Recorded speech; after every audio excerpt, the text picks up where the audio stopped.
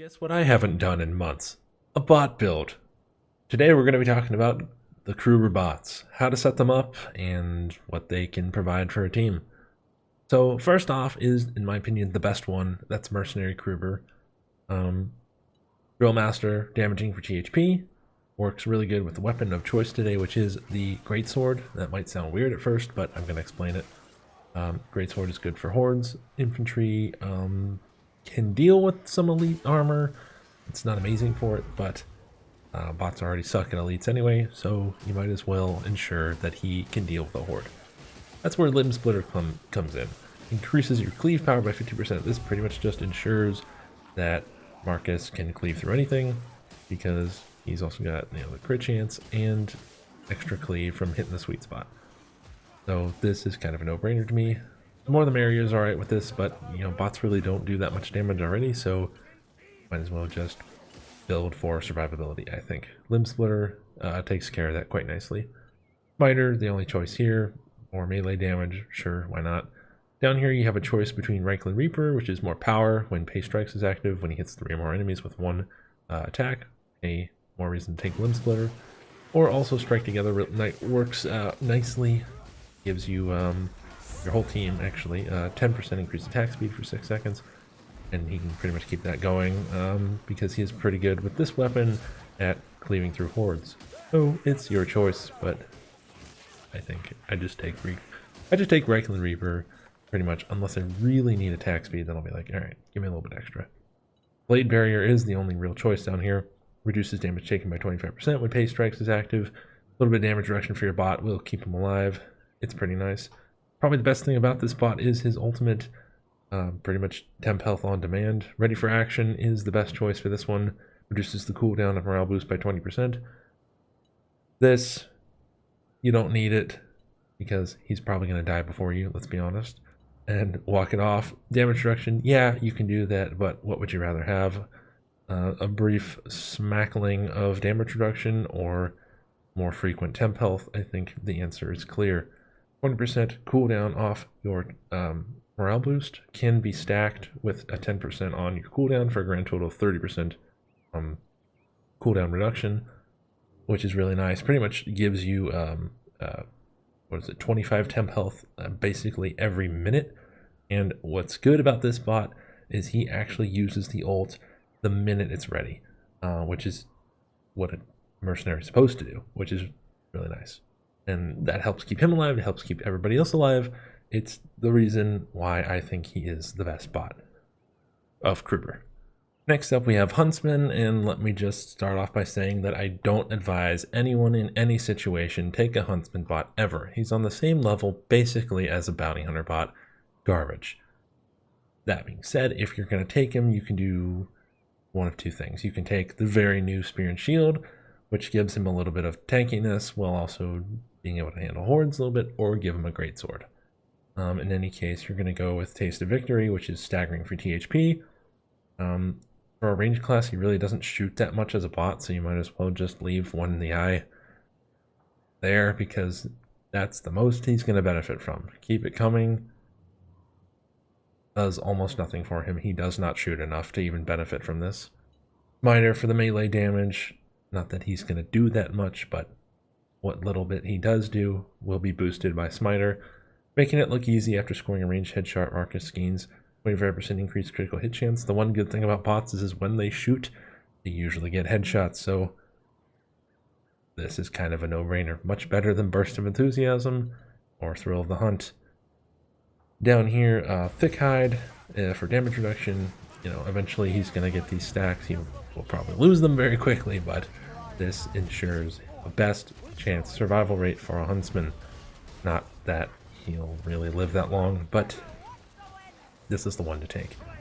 And his ultimate, Concealed Strikes, is the best choice because he doesn't use his ultimate to shoot things or even just to run away or hide or something. He uses his ultimate, if he has it, after he takes an overhead or something.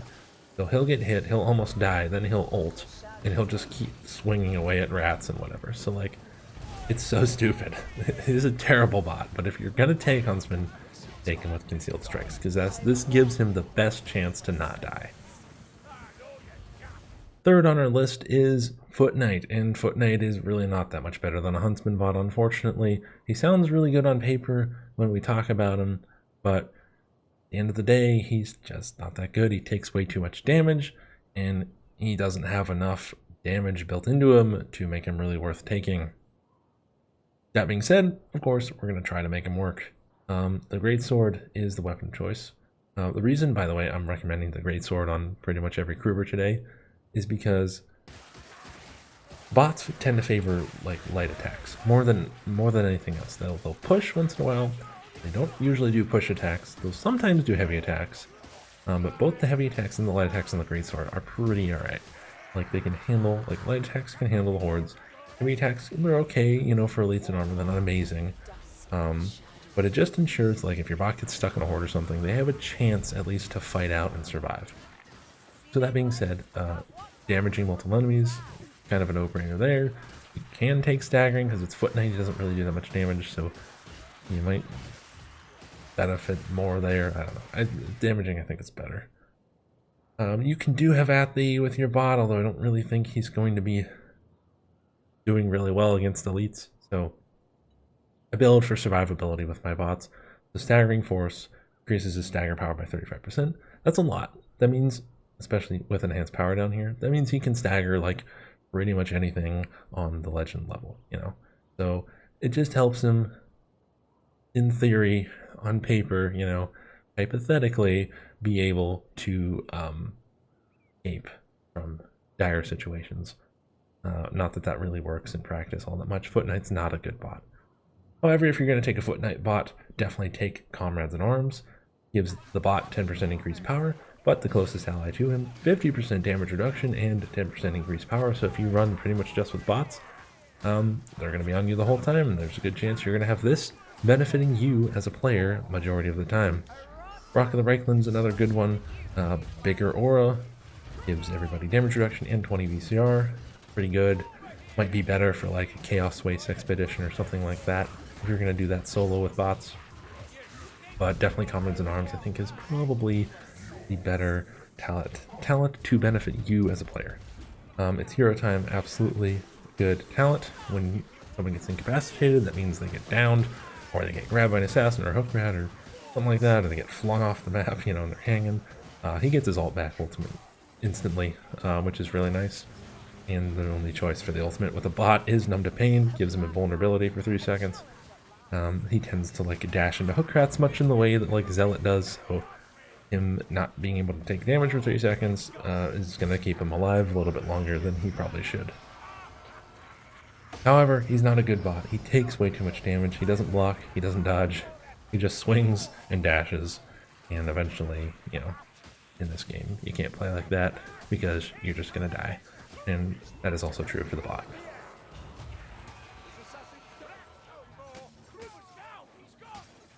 Last but not least on our list is Grail Knight. And finally we have a bot that's not a freaking wank stain, right? Grail Knight is actually a pretty alright bot. Again, I'm going with a Greatsword for him. Helps him murder, you know, hordes and kind of not die. Make temp health and all that shit. Melee killing blows, probably best for him. He does extra damage from this. He'll be getting extra damage here, so kind of a no-brainer. He's going to be killing quite a bit of things, which is nice, especially for a bot. That being said, virtually ideal. Pretty much one swing will get you get the bot full stacks of this for pretty much any horde. He's going to be having plus 30% power for 10 seconds. For 10 seconds, and then for 10 more seconds. Over and over, pretty much every time he swings. So that's really nice. Combine that with Smiter, a little bit extra damage on the first hit for enemies. It's quite nice. If, you know, bots are something that you're going to be running with, so this next line, the level 20 line, is really up to you. Do you want an additional quest, a chance at the Grim healing talent, and possibly some other buffs like 10% damage reduction, 10% cooldown reduction, 5% attack speed? It's up to you. Or you want various strength potions. Strength potions are a temporary boost to your power of like 50%, more or less, give or take, from what I can tell. I wouldn't recommend Virtue of the Purity just because it's less of a chance at the Grail Knight quest, and the blessings, the benefits are really not that big. If you do happen to get the Grail Knight quest, however, the healing one with this, it's absolutely insane. So wouldn't recommend it, but you can get lucky with it and it can work for you. But personally, I like the strength potions when I have a Grail Knight bot. Virtuous Stoicism is absolutely necessary for keeping him alive. 50% of damage taken, regenerated as temp health. After 5 seconds, you can put Bonus Chalet on him. That does stack. That's an 80% of damage taken, regenerated as temp health, so that's really nice. Gives him a little bit of, tankiness to help keep him alive. He takes, probably about as much hits as Footknight does, more just about. His ultimate's a little bit better, and he uses it more frequently, so he doesn't get hit quite as much as a Footknight would, but this is still something that's really nice for him. And then down here you have two choices for the ultimate. Virtue of Audacity is the double stab. If you want to prioritize like monster damage, this would be something for you. I try to prioritize just like staying alive for my bots. So I've run both of these, but I'm currently favoring Virtue of Confidence, which is that horizontal single slash. I mean, his ultimate's what, like 30 seconds, 40 seconds? 36 seconds, it looks like. I might have cooldown on here. I do. It's 40 seconds. So every 40 seconds he gets to slash and pretty much kill anything. So, this makes him pretty good for armor. So, like, he's got the great sword for hordes and whatever. And then say, you run into a couple chaos warriors, well, woof woof slash, dead, makes him alright. I don't think he's better than Mercenary, who gives you constant temp health and takes much less hits. But, this is a solid second choice. I wouldn't recommend taking Footknight, I wouldn't recommend taking Huntsman, but I would recommend Merc and then Grail Knight in that order. They're both pretty decent bots. With that being said, these are my bot builds for Markus Kruber. If you guys like this video, please like, sub, leave a comment. Tell me what your favorite Kruber bot is. I want to know. And with all due respect, have a nice day.